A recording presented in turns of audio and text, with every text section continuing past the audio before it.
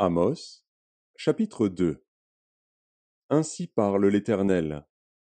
À cause de 3 crimes de Moab, même de 4, je ne révoque pas mon arrêt, parce qu'il a brûlé, calciné les eaux du roi d'Édom.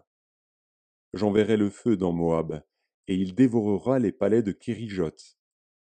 Et Moab périra au milieu du tumulte, au milieu des cris de guerre et du bruit de la trompette. J'exterminerai de son sein le juge, et je tuerai tous ses chefs avec lui, dit l'Éternel. Ainsi parle l'Éternel. À cause de 3 crimes de Juda, même de 4, je ne révoque pas mon arrêt, parce qu'ils ont méprisé la loi de l'Éternel et qu'ils n'ont pas gardé ses ordonnances, parce qu'ils ont été égarés par les idoles mensongères après lesquelles leurs pères ont marché. J'enverrai le feu dans Juda, et il dévorera les palais de Jérusalem. Ainsi parle l'Éternel, à cause des 3 crimes d'Israël, même de 4, je ne révoque pas mon arrêt, parce qu'ils ont vendu le juste pour de l'argent, et le pauvre pour une paire de souliers. Ils aspirent à voir la poussière de la terre sur la tête des misérables, et ils violent le droit des malheureux. Le fils et le père vont vers la même fille, afin de profaner mon saint nom.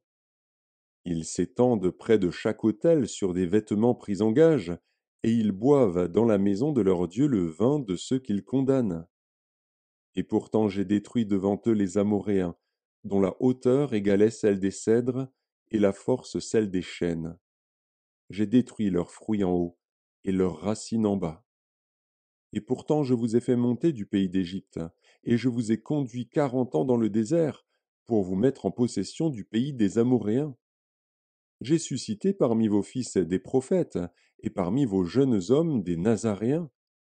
N'en est-il pas ainsi, enfants d'Israël, dit l'Éternel?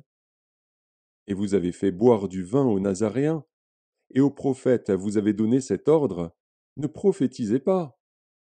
Voici, je vous écraserai, comme foule la terre un chariot chargé de gerbes.